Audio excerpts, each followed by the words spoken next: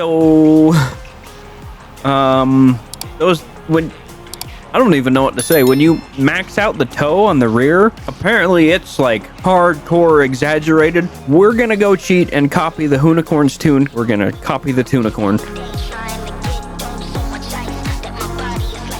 Alright everyone, welcome back to another terrible car makeover here in Forza Horizon 5. A terrible car makeover is pretty self-explanatory, but let me explain it anyway just in case. We're gonna take a car that was purpose-built for something, such as this flip car that doesn't actually flip anything, which is it's lame. It's really lame. And we're gonna turn it into a drift car today. I could not think of anything like more stupid to turn this car into besides maybe an actual flip car, but you can't actually do that in this game. So let's go see if we can slide this thing. It is a little cheating that I can actually put drift suspension on this, but it's a six-wheeled car and it's not gonna drift very well even with the suspension, so whatever. We're not gonna do anything with this, but I think this looks so goofy. I don't know why. Honestly, I don't know why they let you put drift suspension on this, but like some of the trucks in this game, like the ZR2 that we used in a couple episodes ago, or whatever episode we used it in, you can't put drift suspension on that at all. But you can put drift suspension on this thing, and you can make the rims gigantic on this thing, but not on the ZR2? I don't know, it's stupid. We're going full beans with this thing. We are removing weight, adding a ton of power, and hopefully we can actually make this thing slide. I am not super hopeful, let me be honest. Okay, those back tires are, that's not right. So, those, when, I don't even know what to say. When you max out the toe on the rear, apparently it's like hardcore exaggerated. This is currently kind of like a meta rear-wheel drive build, so we're gonna try it out, and then we may switch over to all-wheel drive meta, or maybe like a Hoonicorn type build. We'll just see how this thing goes. It slides really well, but it looks stupid as hell. Oh, it slides very well. Oh, and now the suspension is fixed. What? I went in and changed I changed the spring stiffness a little bit and the damping, and now the back tires are almost normal. That is weird. Ooh, but now she slides real good. Oh, just kidding. Okay, this thing does not like a lot of angles, so we're gonna go try my favorite drift zone, the Dunas Blancas one, and then we shall see if we should switch it or not. I'm thinking we're gonna have to switch it. Oh, and the tires are back. Interesting. It's not as exaggerated this time, but that's weird. I don't like that. It's weird. All right, here we go. I got rid of all of the camber on the back tires, hoping that that might give us a little more grip, and it did. I think that was the right call, and maybe that's why the suspension looks back to goofy now. I don't know. This thing actually isn't half bad. This rear-wheel drive setup is not too terrible. 205 is not terrible, especially for the first run. All right, let's give this thing another attempt. This thing, we kind of need to stretch the gears out a little bit, but we will do that after. This thing actually, it's pretty controllable. The nose isn't as darty as I usually like my drift cars to be. It doesn't have as much grip up front. I am not quite sure what to do to fix that, to be honest. I think maybe we can fiddle with it a little bit, but I think it's just part of the way the car handles because it's got 4 freaking tires up front. Oh, failed it, of course. They did make this much easier to fail after, I don't know what update it was, but it's a lot easier to fail a drift zone now than it used to be. Attempt number 3. I don't know where that accent came from. Either way, this is definitely not an angle car. It's going to be more of a speed car. More of a speedy drift car. Instead, the angle's not there. We can't squeeze too much out of it because it doesn't zip back and forth. Maybe it's just me. Maybe it's the tune I put on it. 209. A little better. Still not too terribly great. I do not think this thing is going to be as good as I would like it to be. We're going to attempt this tune on the mountain, and then we're probably going to switch it up a little bit to a different tune. I am not going to show you guys much of this run because I don't want to sit and bore you with me just drifting constantly. Obviously, that's what this episode's about, is drifting, but if we're going to do the mountain more than once, I don't want you guys to have to sit and watch me do it more than once. How's that? Not too far off of 1 million.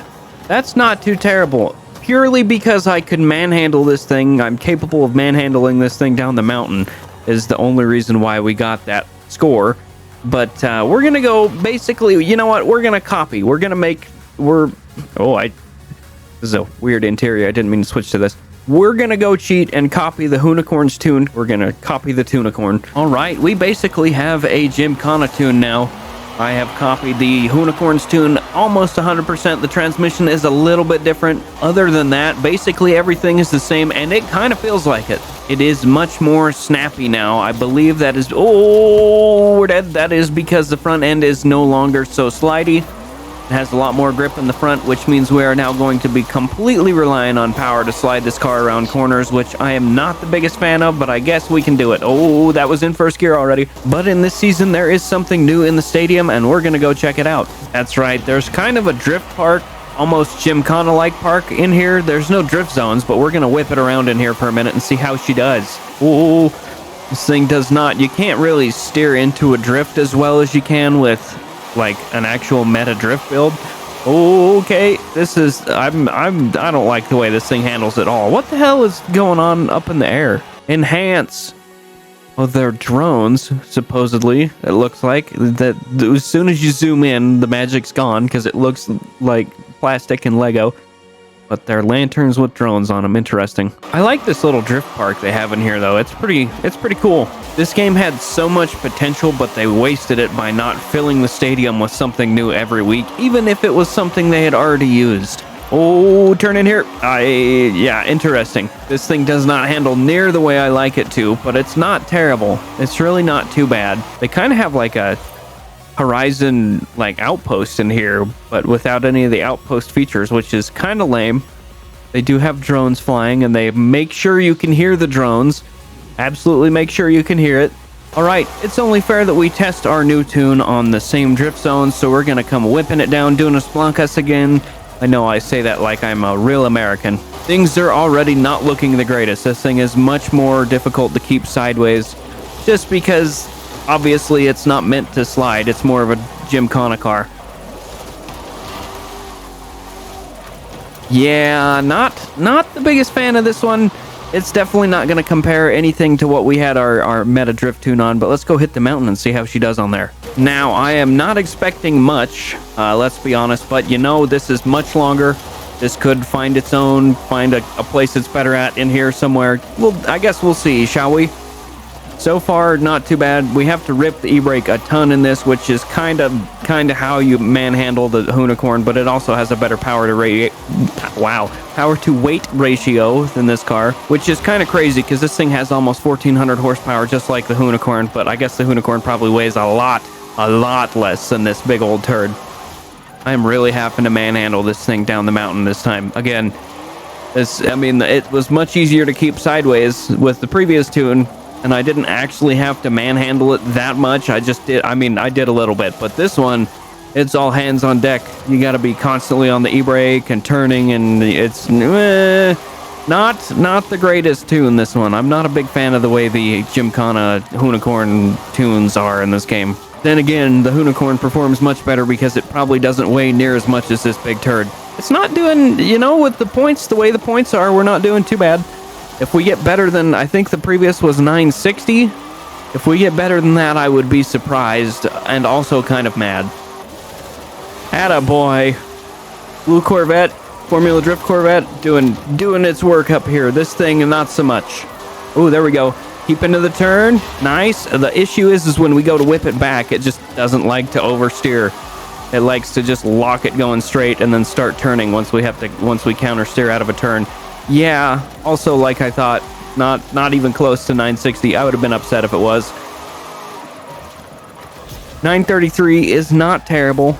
Obviously, it's not 960. I would not recommend doing a Gymkhana Hoonicorn type tune on this car, but it's not terrible at drifting. It's definitely not going to perform as well as like a Formula Drift car or any other type of car that you put a meta drift tune on. It's not got enough power to, but that is what a terrible car makeover is all about. Finding out if a car can do something it was never meant to do, and this one can, but not great. Thank you guys for watching. I hope you enjoyed, and I'll see you in the next one.